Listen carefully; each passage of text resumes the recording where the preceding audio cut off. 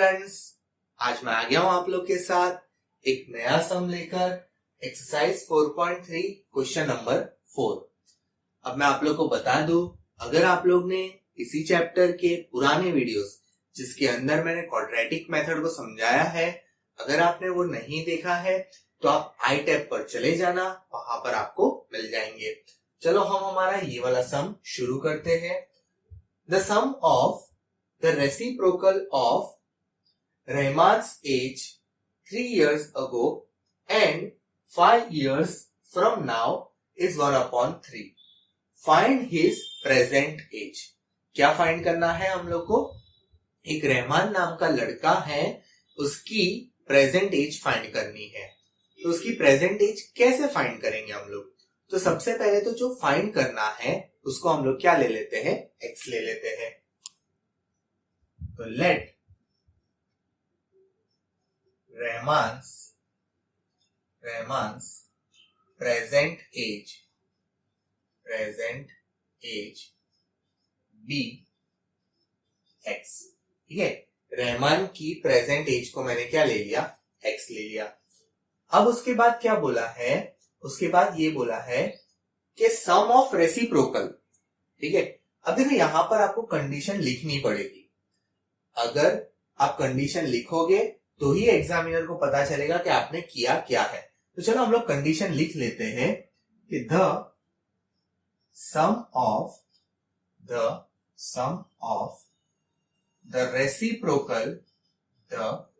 Reciprocals of Rahman's age is 3 years ago and 5 years later। ठीक है, यहां पर फ्रॉम नाउ है, आप ऐसा भी लिख सकते हो, 5 years later is 1/3। अब देखो मैं इसको इक्वेशन कैसे बनाते हैं वो मैं आप लोग को बताता हूं। सम करना है मतलब क्या करना है? प्लस करना है।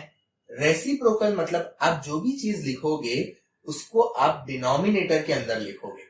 तो कैसा होगा? देखो, देयरफॉर 3 years ago, 3 साल पहले। तो 3 साल पहले मतलब अभी जो एज है आपकी उसके 3 साल पहले जाओ। ठीक है, जैसे अभी आप 16-17 साल के होगे तो उसमें 3 साल पहले अगर निकालोगे तो कितने साल के हुए? Around 14 years. और अगर 16 ईयर्स के हो तो अराउंड 13 ईयर्स। तो आप लोग ने क्या किया? आपकी प्रेजेंट एज में से 3 साल माइनस किए। अगो मतलब, तो जैसे कि इसकी प्रेजेंट एज क्या थी? x। तो क्या करोगे? 1/x minus 3। अब देखो ये कैसे आया? तो मैंने अभी आपको बोला जो भी रेसिप्रोकल है उसमें आप नीचे लिखोगे, और अगो मतलब क्या? पीछे का, इसलिए माइनस करके लिखोगे। फिर क्या बोला है? प्लस करो। ठीक है, प्लस कर दिया। 5 साल बाद में, तो 5 साल बाद में अगर होगा तो कैसा होगा? 1/x + 5। जनरल एग्जांपल है, अगर आपकी एज हम लोग 5 साल बाद देखे तो अगर आप 17 ईयर्स के हो तो कितने के हो जाओगे? 22 ईयर्स के हो जाओगे। तो ये हो गया आप लोग का। अब जब दोनों का प्लस किया तो आंसर कितना आया? 1/3। आंसर कितना आया? 1/3। यहां तक समझ में आया कंडीशन कैसे बनाई हम लोग ने? उसके बाद आप लोग यहां पर एलसीएम लोगे। एलसीएम कैसे लेते हैं? तो इसको इसके साथ मल्टीप्लाई करो। तो देखो, इसके साथ मल्टीप्लाई करोगे x + 5, इसको इसके साथ करो तो क्या हो जाएगा? ये हो जाएगा x - 3, और इसको सामने सामने करो तो x - 3, और यहां पर क्या हो जाएगा? x + 5 is equal to 1/3। आ रहा है समझ में? Is equal to 1/3। अब देखो यहां पर x + x कितना हो जाएगा? x + x हो जाएगा 2x। 5 - 3 कितना हो जाएगा? 5 - 3 हो जाएगा 2। ठीक है, अपॉन ये x को इधर इसके साथ भी मल्टीप्लाई करो और इसके साथ भी मल्टीप्लाई करो, तो ये कितना हो जाएगा, ये हो जाएगा आपका x स्क्वायर और ये हो जाएगा आपका 5x। समझ में आ रहा है? ठीक है। और फिर इसको मल्टीप्लाई करो तो ये हो जाएगा -3x और ये हो जाएगा माइनस होगा, देखो प्लस माइनस माइनस, तो ये क्या हो जाएगा -50। है ना सिंपल। ये ब्रैकेट जैसे हम छोटी क्लास के अंदर सॉल्व करते थे वैसे मैंने क्या किया है, सॉल्व किया है। इज इक्वल टू कितना आ जाएगा 1/3। अब क्या होगा, अब देखो इसके अंदर क्या होगा, 3 डिवीजन में है, साइड चेंज करोगे मल्टीप्लाई में जाएगा, तो 3 मल्टीप्लाइड बाय 2x + 2। ठीक है। और ये जो है ये यहां पर इसको भी हम लोग सॉल्व कर सकते हैं, तो इसको मैं अभी ऐसे ही यहां पर देखो x² एज इट इज 5 - 3 कितना होगा +2x। समझ में आ रहा है? 5 में से 3 क्या, -15 इज इक्वल टू 1। अब क्या होगा, ये डिवाइड में है, साइड चेंज करो मल्टीप्लाई में चले जाएगा और इसको आप ब्रैकेट में मल्टीप्लाई कर देना, इसको इसके साथ करना है। ठीक है। 3 2 6x, 3 2 अगेन 6 और इसको साइड चेंज करो तो ये क्या हो जाएगा x² + 2x -15। अब इसको लेके जाते हैं तो देखो क्या होता है, देखो इसकी साइड चेंज कर रहे हैं तो यहां पर 0 आ जाएगा, x² + 2x -15 -6x -6। क्या किया, प्लस था साइड चेंज करके माइनस किया, प्लस था साइड चेंज करके माइनस किया। अब एक दूसरा लॉजिक बताओ बच्चों, जनरली हम लोग जो इक्वेशन होता है उसको लेफ्ट हैंड साइड लिखते हैं और जो हमारा 0 होता है उसको राइट हैंड साइड लिखते हैं हम लोग। देखो ये राइट है और ये लेफ्ट है, तो ये लेफ्ट हैंड साइड हमको इक्वेशन लिखना पड़ेगा। तो कैसे होगा, x² तो as it is + 2x -6x, तो प्लस माइनस क्या होगा, माइनस होगा, तो 6 में से 2 निकालो 4x बचेगा। बड़ा नंबर कौन है, बड़ा नंबर 6 है, उसकी साइन क्या है, माइनस। प्लस माइनस माइनस, 6 में से 2 निकालो, 6 में से अगर 2 निकालोगे तो क्या बचेगा, अब इसको देखना है, ये -6 -15, माइनस माइनस प्लस, लेकिन साइन किसकी आएगी, माइनस की, -21। अब इज इक्वल टू क्या बचेगा, 0 बचेगा। तो देखो आपके सामने एक क्वाड्रेटिक इक्वेशन बनकर आ गया है। क्वाड्रेटिक इक्वेशन सॉल्व करने की 3 मेथड है। पहली मेथड है फैक्टराइजेशन, दूसरी मेथड है कंप्लीटिंग द स्क्वायर, तीसरी मेथड है quadratic formula. It depends on you which method you are going to use. So I am going to use factorization method. मैं कौन सी मेथड यूज करने वाला हूं, मैं फैक्टराइजेशन मेथड यूज करने वाला हूं। फैक्टराइजेशन मेथड क्या थी, तो अगर आपने नहीं देखी है तो आप आई टैब पर भी चले जा सकते हो, वहां पर फैक्टराइजेशन के सम मिल जाएंगे आप लोग को, या तो मैं यहां पर आपको समझाने की ट्राई करता हूं थोड़ा। तो देखो हम लोग फर्स्ट नंबर और लास्ट नंबर को मल्टीप्लाई करते थे, तो फर्स्ट नंबर 1 है, लास्ट नंबर कितना है 21 है। अब ऐसा नंबर ढूंढो कि मल्टीप्लाई करने पर 21 आता हो, एडिशन या सब्ट्रैक्शन करने पर मिडल वाला नंबर आता हो, तो 4 है, तो क्या हो जाएगा 7 3 21 मल्टीप्लाई करने पर आया। 7 - 3 कितना आ जाएगा, 4 आ जाएगा। आ रहा है समझ में, 7 3 21, 7 - 3 4, लेकिन हम लोग को क्या चाहिए, -4 चाहिए, तो यहां पर माइनस कर दो, यहां पर प्लस कर दो, तो ये -4 हो जाएगा। हमको ऐसे भी 21 भी माइनस में ही चाहिए, तो ऑलरेडी अगर ये यहां आप माइनस डालोगे तो ये 21 यहाँ माइनस में ही आने वाला है। तो देखो हमारी दोनों के लिए कंडीशन सेटिस्फाई हो रही है। तो अब हम क्या करेंगे, स्प्लिटिंग द मिडल टर्म। हम मिडल टर्म को क्या करेंगे, स्प्लिट कर। ये आपका रफ वर्क है, इसका ज्यादा कोई काम नहीं होता है, सिर्फ फैक्टर्स ढूंढना का काम होता है। X square minus 7x plus 3x minus 21 is equal to 0। दो दो की पैर बना लो, क्या होगा, x कॉमन, तो ब्रैकेट में क्या बचेगा, x माइनस 7, 7 3 जार 21, देखो 7 3 जार 21, तो 3 कॉमन, ये वाला प्लस एज इट इज, तो ब्रैकेट में क्या बचेगा, x माइनस 7। या तो फिर एक काम कर सकते हो, अपना दिमाग मत लगाओ, अपना दिमाग मत लगाओ, सीधा ये ब्रैकेट यहां रख दो, हमेशा सेम ही आता है। तो क्या हो जाएगा बच्चों, x प्लस 3 और x minus 7 is equal to 0। क्या किया मैंने, दो ब्रैकेट जो सेम थे उसको एक बार लिखा, x प्लस 3 को साथ में। तो अब क्या होगा, दोनों की साइड चेंज करनी होगी। तो x इज इक्वल टू कितना आ जाएगा, माइनस 3, और x इज इक्वल टू कितना आ जाएगा, 7। ये प्लस था इसलिए माइनस हो गया, और ये माइनस था इसलिए प्लस हो गया। अब तो हमारे पास दो आंसर है, कोई एक आंसर को सिलेक्ट करना होगा। किसको सिलेक्ट करोगे, तो देखो आप यहां पर क्या फाइंड कर रहे हो, you are finding the age. आप उसकी क्या फाइंड कर रहे हो, प्रेजेंट एज फाइंड कर रहे हो। तो किसी भी इंसान की एज कभी नेगेटिव होती है, नहीं होती है। किसी भी इंसान की एज कभी नेगेटिव नहीं होती है। So age cannot be negative, age cannot be negative, ठीक है, एज कभी नेगेटिव नहीं होती है। Therefore present age of Rahman is 7 years।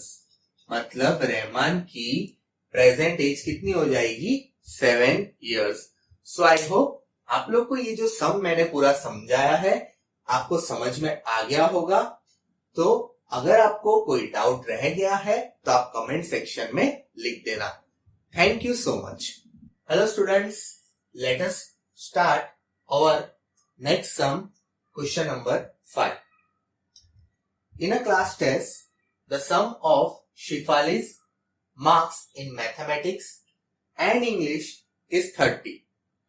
Had she got 2 marks more in maths and 3 marks less in English, the product of those would have been 210. Find her marks in 2 subjects. आप लोग देख सकते हो मैंने जहां पर एक पूरा क्वेश्चन पढ़ा है, उस क्वेश्चन के अंदर शिफाली नाम की एक लड़की दी है, उसके 2 सब्जेक्ट के कंपैरिजन दिया हुआ है। तो स्टार्टिंग के सेंटेंस से मैं आपको कंडीशन बनाने की ट्राई करता हूं।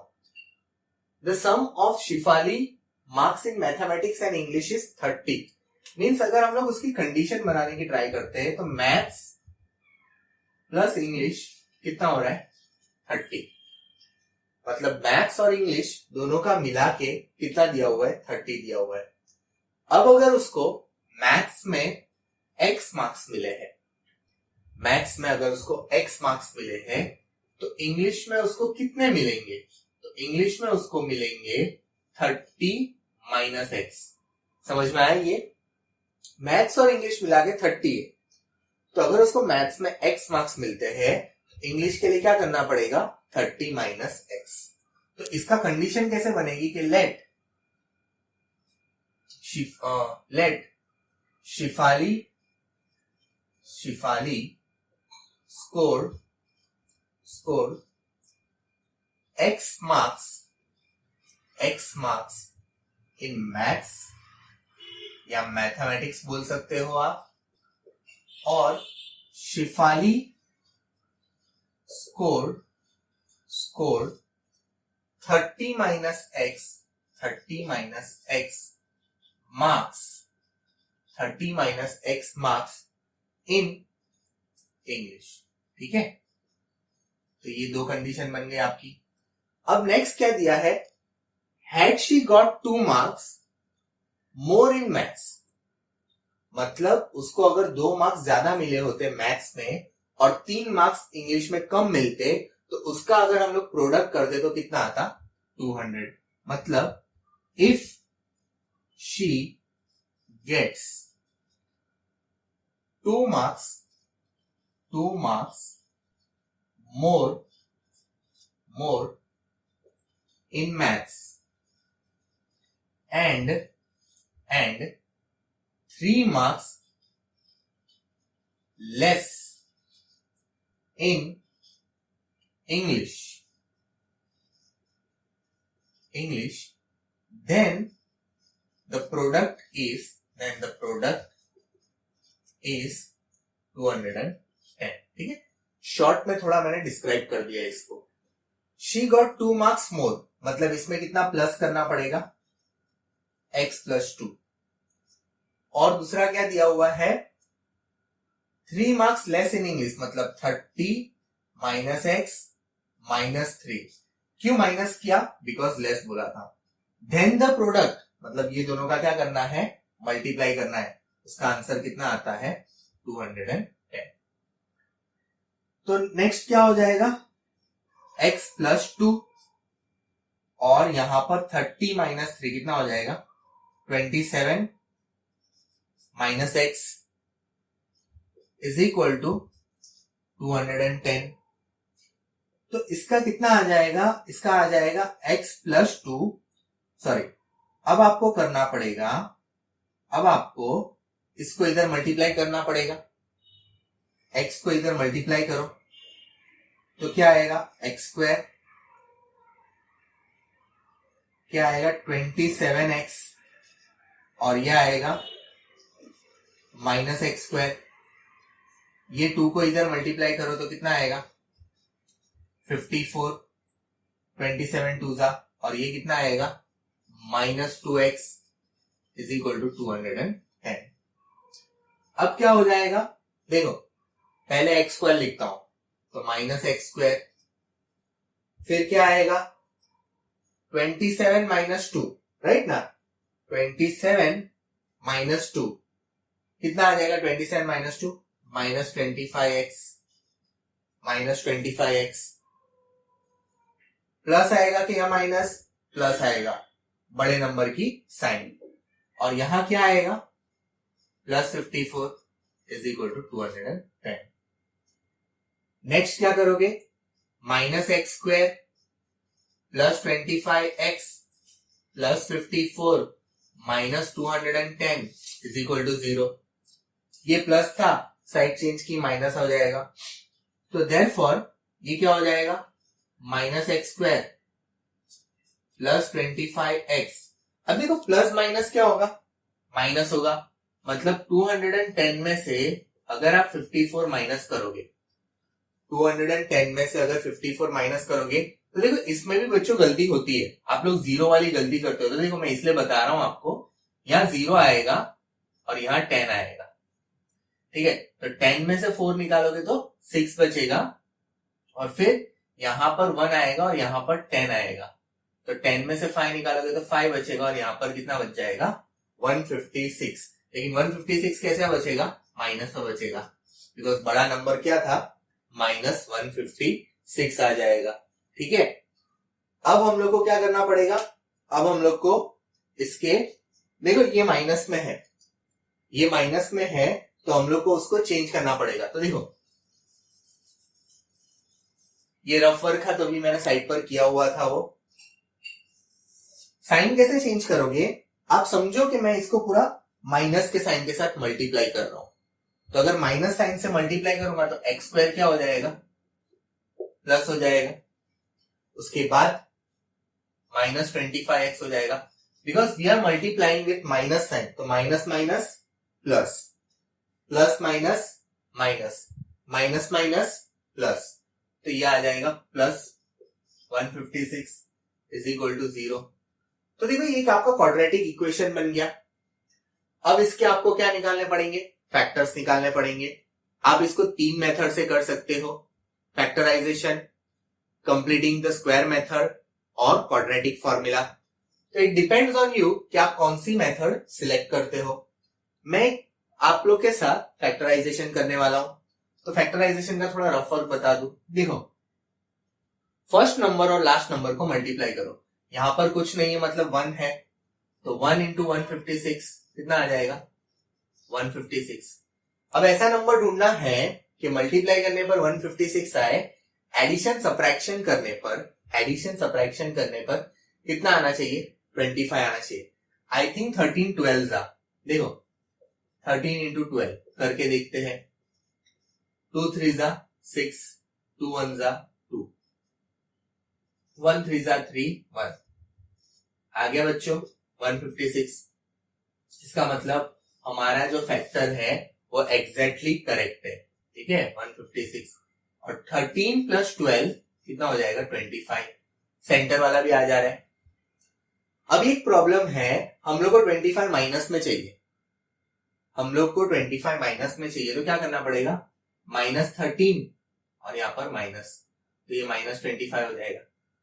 अब आपके मन में एक डाउट आएगा, सर अगर ये माइनस में हो जाएगा तो 156 तो नेगेटिव हो जाएगा। नहीं बच्चों, देखो माइनस इंटू माइनस क्या हो जाएगा? प्लस हो जाएगा, मतलब प्लस 156 आ जाएगा। तो अभी हम लोग क्या करते हैं? Splitting the middle term. तो क्या हो जाएगा? Therefore x square -13x -12x plus 156 is equal to 0। जो भी मिडल टर्म था उसको मैंने क्या कर दिया? स्प्लिट कर दिया। दो की पैर बना लो। तो यहां से हम लोग का x कॉमन आएगा, ये दोनों में से x -13 बचेगा। यहां से 13 इंटू 12, तो यहां से -12 कॉमन आएगा, तो ब्रैकेट में क्या बचेगा? x -13। अब आप लोग बोलोगे सर यहाँ प्लस था, यहाँ माइनस कैसे हुआ? देखो, अगर ब्रैकेट के बाद साइन माइनस होती है तो ब्रैकेट के अंदर की साइन चेंज करना कंपलसरी होता है। इसलिए अगर यहाँ प्लस था तो यहाँ क्या करना पड़ेगा? माइनस करना पड़ेगा। और अगर यहाँ माइनस है और यहाँ भी माइनस होता तो मैं यहाँ प्लस करता। मींस अगर ब्रैकेट के बाद माइनस साइन हो तो ब्रैकेट की अंदर की साइन चेंज करना कंपलसरी है। Is equal to 0।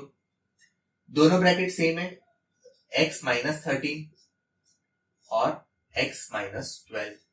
दो ब्रैकेट सेम थे, उसको एक बार लिखा, x -12 को साथ में लिखा। Now what you will do? You will change the side, दोनों की साइड चेंज करोगे। तो -13 है तो क्या हो जाएगा? +13। अब यहां पर +12। तो यहां पर तो आपके पास दोनों आंसर पॉजिटिव आ गए हैं। तो अगर आपके दोनों आंसर पॉजिटिव है तो क्या करना पड़ेगा? तो देखो यहां पर ऐसा लिख देने का, if she got 13 marks in maths, if she got 13 marks in maths, then